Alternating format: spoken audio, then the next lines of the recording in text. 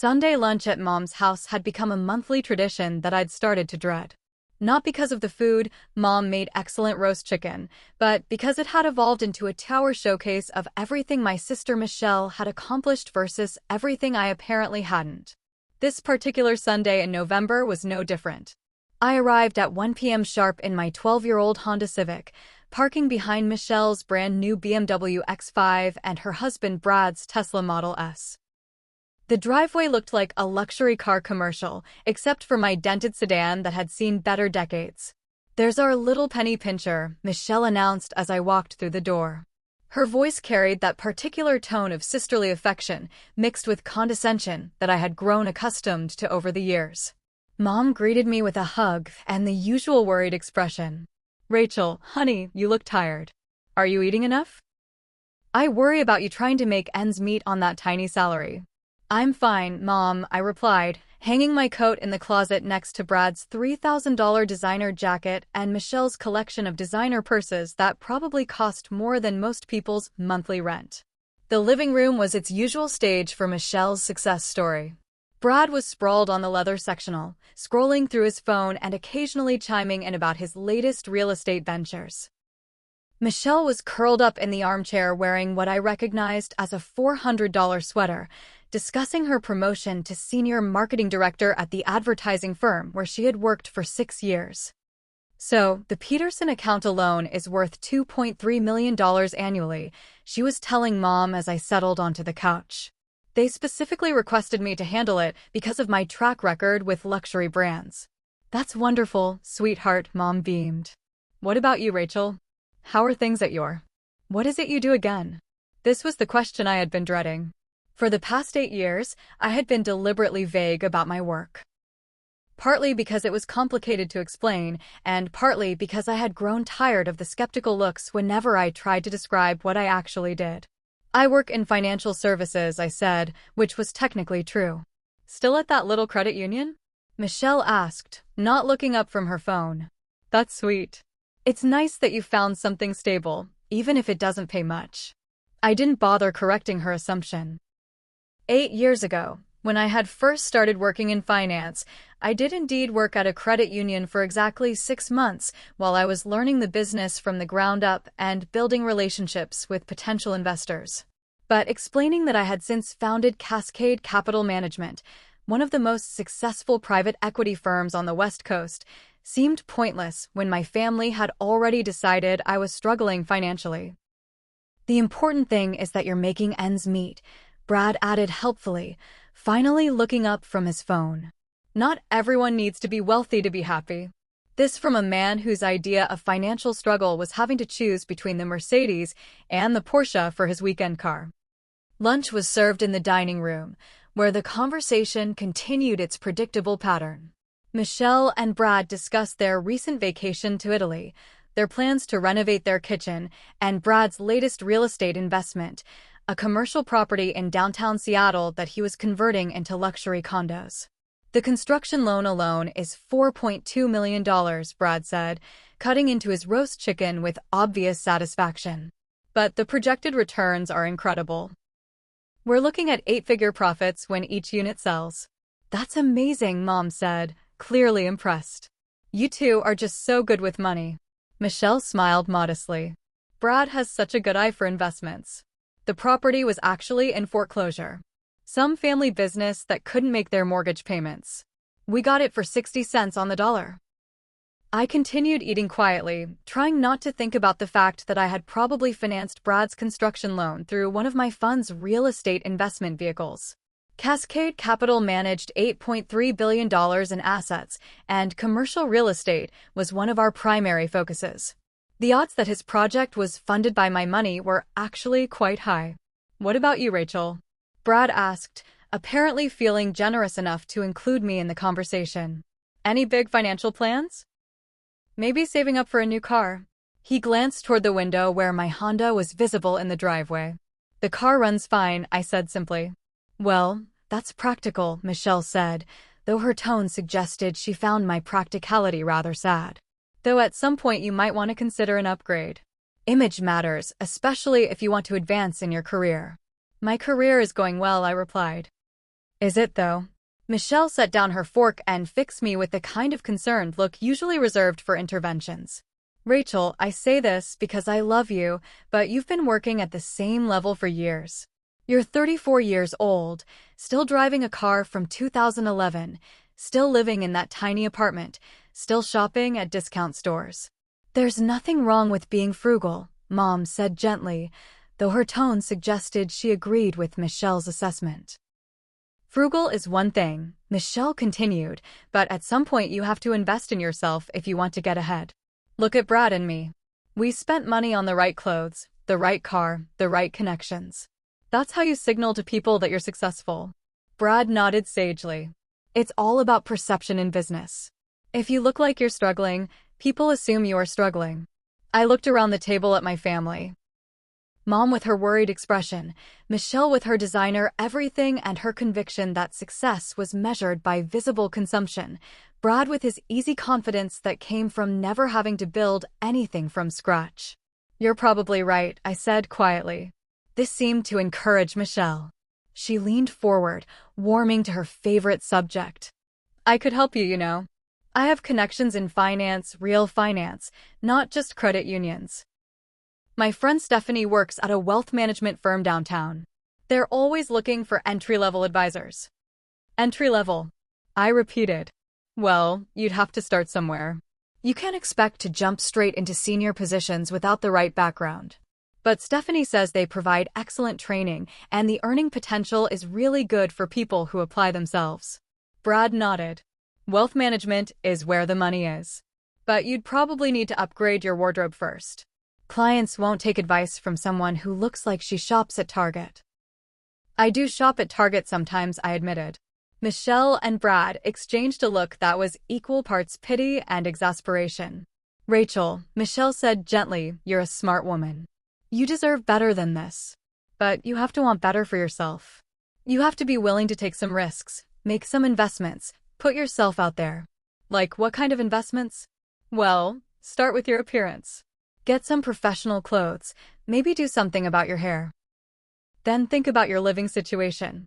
You can't bring clients or colleagues to that apartment. I don't really bring work colleagues home, I said. Exactly. That's the problem. Networking is everything in business. How are you supposed to advance if you're not building relationships with successful people? Mom patted my hand sympathetically. Maybe Michelle could introduce you to some of her friends, successful people who could mentor you. I'd be happy to, Michelle said, though honestly, Rachel, some of it has to come from you.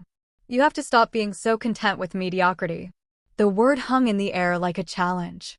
Mediocrity? Is that what they thought of my life? You're right, I said again, because it was easier than explaining that I had built a private equity firm that managed more money than most people could comprehend. After lunch, we moved to the living room for coffee and dessert. The conversation shifted to holiday plans. Michelle and Brad were going to Aspen for Christmas. Mom was planning to visit her sister in Phoenix. I mentioned that I might work through the holidays, which prompted another round of concerned looks. You work too much for too little money, Michelle observed. That's not sustainable, Rachel. You're going to burn out. The problem is she doesn't have anything to show for all that work, Brad added.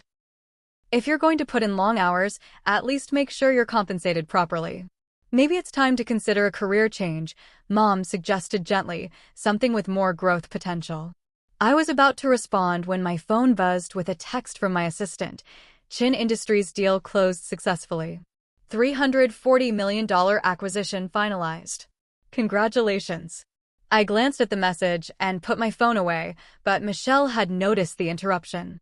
Work texting you on Sunday? She asked disapprovingly. That's what I mean about boundaries. They're taking advantage of you because they know you won't push back. It's fine, I said. It's not fine, Michelle insisted. You need to learn to value yourself more. Demand better treatment. Ask for what you're worth. And what do you think I'm worth?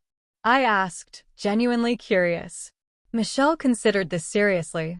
Well, given your experience level and education, you should probably be making at least $60,000, maybe $70 if you negotiate well. Brad nodded. $75 if you're really good at your job. I almost choked on my coffee. Last year, Cascade Capital's management fees alone had generated $127 million in revenue. My personal compensation was somewhat higher than $75,000. That does seem reasonable, I managed to say. The point is, Michelle continued, you have to advocate for yourself. Nobody else is going to do it for you.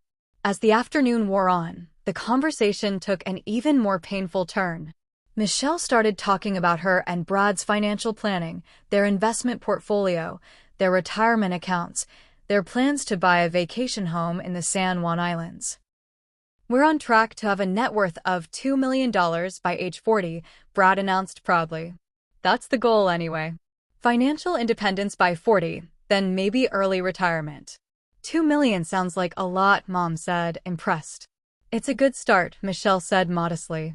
Though really, you need at least $5 million to retire comfortably these days.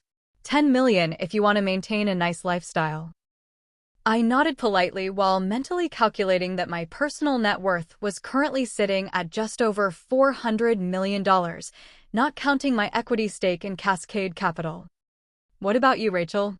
Brad asked. Are you saving for retirement? Building any kind of investment portfolio? I have some investments, I said carefully. Like what? A 401k through the credit union. Something like that. Michelle leaned forward with renewed concern. Rachel, please tell me you're not just keeping your money in a savings account. Even basic index funds would be better than that. I know about index funds, I assured her. Do you though? Michelle's voice took on the patient tone of someone explaining basic concepts to a child. Because a lot of people think they understand investing, but they really don't. It's more complex than just putting money into random stocks. Brad nodded. You should probably talk to a real financial advisor. Someone who can explain asset allocation, risk management, compound interest. I understand compound interest, I said. Understanding it and implementing it are two different things, Michelle replied. Look, I don't want to lecture you, but you're 34. You should have been seriously investing for at least 10 years by now. I have been investing for 10 years. In what? How much have you managed to save? I looked around the room at my family's expectant faces. Mom genuinely worried about my financial security. Michelle convinced she needed to save me from my own poor decisions. Brad smugly confident in his role as the family's financial success story. It's hard to say exactly, I replied. The markets fluctuate. Michelle sighed. Rachel, if you don't even know how much you have saved, that's a problem. You need to be tracking your net worth, monitoring your investment performance, planning for different scenarios. Maybe you could help her, Mom suggested hopefully. Show her how to set up a proper portfolio. I'd be happy to, Michelle said. Though honestly, at her income level, there probably isn't much to work with. She might need to start with something really basic, like a target date fund. The condescension was becoming unbearable. I finished my coffee and stood up to leave. Already going? Mom asked, disappointed. You just got here. I have some work to catch up on, I said, which was true.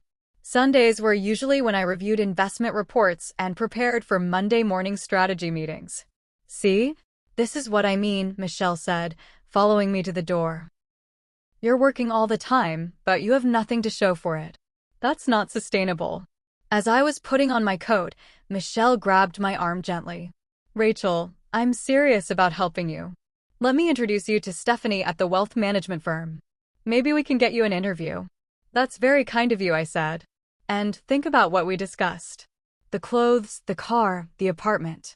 If you want to be taken seriously in business, you have to look the part. I hugged Mom goodbye, accepted her usual container of leftovers, and headed for my Honda. As I was backing out of the driveway, I could see Michelle and Brad through the window, probably continuing their discussion of my financial inadequacies.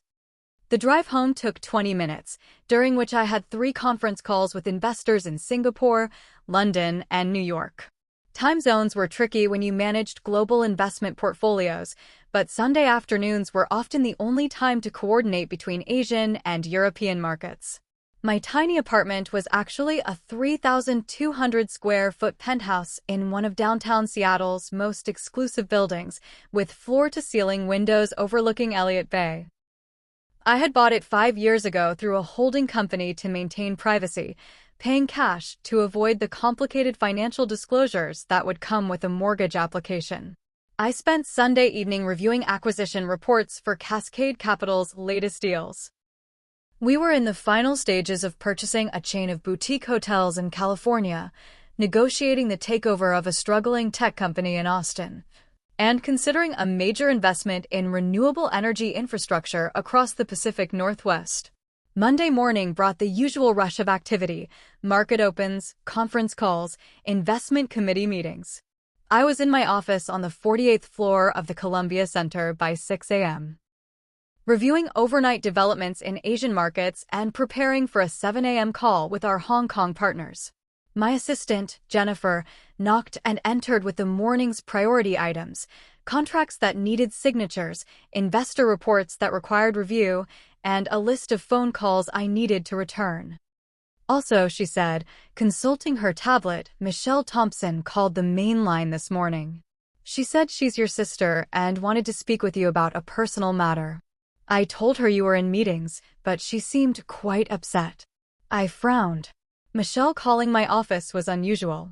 She had my cell number, and she had never shown any interest in where I worked or what my office looked like. Did she say what it was about? Something about a mortgage issue. She said her bank told her to call this number.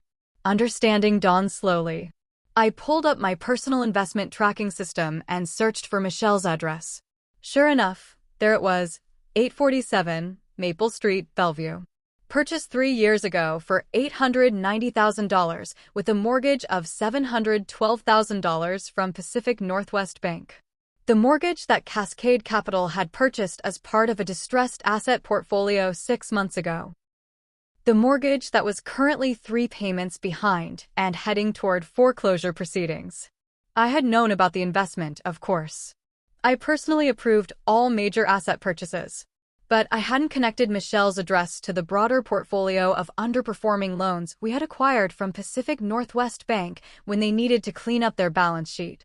Please get Michelle Thompson on the line, I told Jennifer. The call connected within 2 minutes. Rachel, thank God. I've been trying to reach you all morning. Michelle's voice was strained, panicked. Something terrible is happening. Our bank says our mortgage has been sold to some investment company, and they're threatening foreclosure. Slow down, I said. What exactly did the bank tell you? They said Pacific Northwest sold our loan to something called Cascade Capital Management, and that we're behind on payments, which isn't true. We've never missed a payment. I pulled up the detailed payment history on my screen. 3 missed payments over the past 4 months, plus late fees and penalty charges. Michelle, according to the records I'm looking at, there are 3 missing payments since July.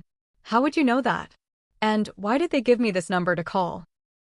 I asked to speak to someone in charge, and they said to call Cascade Capital directly. The pieces were falling into place. Michelle had called the main Cascade Capital line, given her name, and asked to speak to someone about her mortgage. Jennifer, not making the family connection, had simply scheduled the call like any other client inquiry. Michelle, I said carefully, where exactly did you get this phone number? From Pacific Northwest Bank. They said Cascade Capital owned our mortgage now, and if we had questions, we should call the owner directly. I'm really scared. They're talking about foreclosure proceedings. We could lose our house.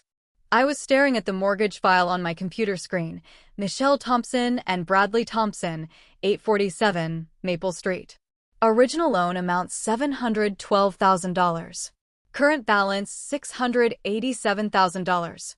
3 months delinquent. Foreclosure proceedings authorized. Michelle, I need to ask you something. Have you and Brad actually been missing mortgage payments? No.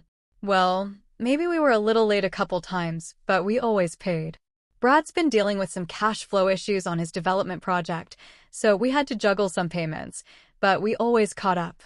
How late is a little late? I don't know, maybe a month or 2 sometimes. But we always paid eventually. I closed my eyes and tried to process what was happening. My sister, who had spent yesterday afternoon lecturing me about financial responsibility and the importance of building wealth, had been defaulting on her mortgage payments while buying luxury cars and planning vacation homes. Michelle, Being a month or two late on mortgage payments is the same as missing them. The bank considers any payment more than 30 days late to be a default. But we paid them. Maybe not exactly on time, but we paid. When was your last payment? Brad handles all that.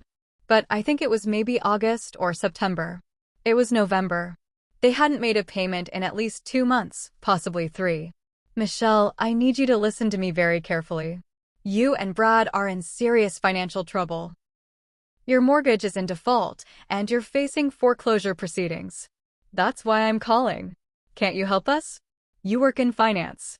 You must know people who could help us negotiate with this Cascade Capital company.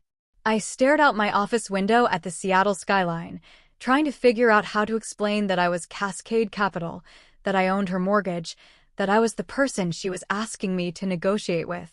Michelle, I need to tell you something. What? I am Cascade Capital.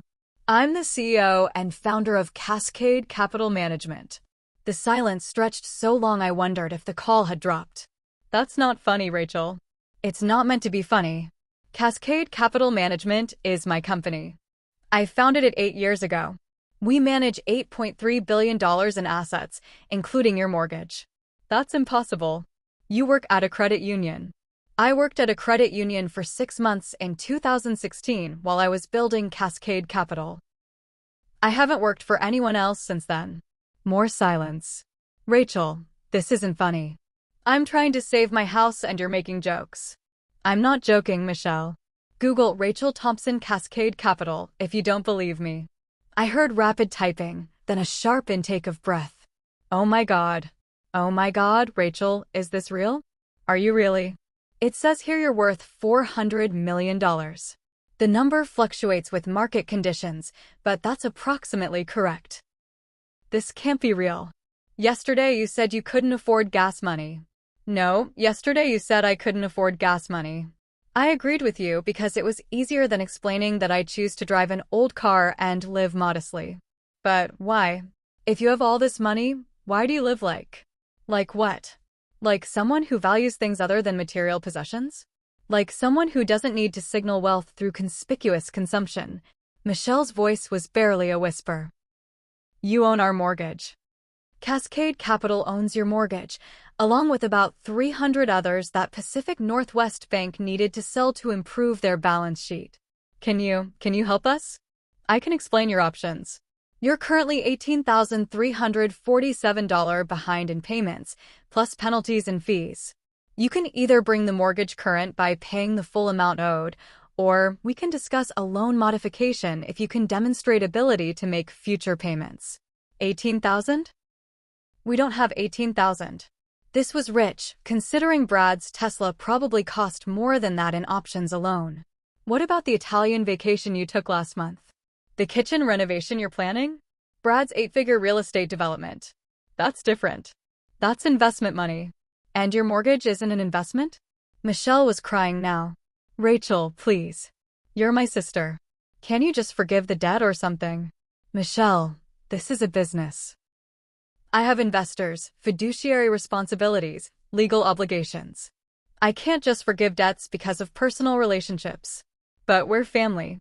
Yesterday, when I was family, you told me I needed to learn financial responsibility. You said I should ask for what I'm worth. You said I needed to stop being content with mediocrity. That's different. Is it? Because from where I'm sitting, it looks like you've been living beyond your means, making poor financial decisions and expecting other people to bail you out of the consequences. The irony was almost too much to bear. Yesterday, Michelle had lectured me about the importance of building wealth, maintaining good credit, and making smart investments. Today, I was discovering that she had been defaulting on her mortgage while buying luxury items and planning expensive vacations. Rachel, please. We could lose everything. I looked at Michelle's file again. The house was worth about $940,000 in the current market, so even in foreclosure, they would walk away with some equity. It wasn't like they would be homeless. They would just have to buy something they could actually afford. Michelle, I'm going to connect you with our loan modification department. They'll work with you to explore options. But you and Brad need to understand that this requires demonstrating genuine ability to make payments going forward. What does that mean? It means selling the BMW and the Tesla. It means canceling the Aspen vacation. It means living within your actual means instead of the lifestyle you think you deserve. We can't sell our cars. Brad needs the Tesla for his image. Clients expect successful developers to look successful. Brad's image is what got you into this mess. You can't afford the lifestyle you're trying to maintain. But what will people think? People will think you're being financially responsible instead of heading toward bankruptcy. Michelle was quiet for a long moment. When she spoke again, her voice was small and defeated. How did this happen? How did you become so successful while we're losing our house? It was a fair question. How had the sister who couldn't afford gas money ended up owning the mortgage of the sister who drove luxury cars and vacationed in Europe? I built something instead of just spending money to look like I had built something, I said. I focused on actual wealth creation rather than wealth signaling. I don't understand the difference. Wealth signaling is buying expensive things to make people think you're successful. Wealth creation is actually becoming successful, regardless of what people think. But you said yourself that image matters in business. No, you said that. I said my career was going well. You assumed it wasn't because I didn't look the way you thought successful people should look. Jennifer knocked on my office door and held up a note. Board meeting in 10 minutes. Michelle, I have to go. I'm going to have our loan modification team call you this afternoon. They'll explain your options. Rachel, wait. Can I ask you something? What? Why didn't you tell us? Why let us think you were struggling? I considered this question while looking out at Elliott Bay, where a container ship was navigating toward the port that handled billions of dollars in trade, some of it financed by Cascade Capital. Because I wanted to see if you'd love me when you thought I was unsuccessful. Turns out the answer is yes, but with a lot of condescending advice and pity. We do love you. I know. But yesterday you loved me despite thinking I was a failure. Today you'll love me because you know I'm successful. The question is, which version of love is real? After I hung up, I sat quietly in my office for a few minutes before heading to the board meeting. Outside my window, Seattle bustled with Monday morning energy. People heading to jobs, building careers, making financial decisions that would determine their futures. Somewhere in Bellevue, my sister was probably staring at her computer screen, trying to reconcile the image of her financially struggling sister with the reality of a $400 million net worth. Somewhere in the same house, Brad was probably calculating whether his Tesla lease payments were more important than keeping their home. The board meeting was routine: quarterly performance reviews, new investment opportunities, strategic planning for the next fiscal year. Cascade Capital was having an excellent year, with returns that exceeded our investors' expectations and growth that positioned us well for future expansion. But I found myself thinking about Sunday lunch, about Michelle's conviction that success was measured by visible consumption, about the assumption that my modest lifestyle meant modest achievements. Maybe it was time to buy a nicer car. Not because I needed to signal wealth, but because I could afford it and I might actually enjoy it. Maybe it was time to stop hiding behind deliberate invisibility. Or maybe the real lesson was that family dynamics don't change just because your net worth does. Michelle would always be the sister who thought she knew what was best for everyone else. I would always be the sister who preferred substance over show. The difference now was that when she gave me financial advice, I could politely refer her to her loan modification specialist. Sometimes the best revenge really is massive success.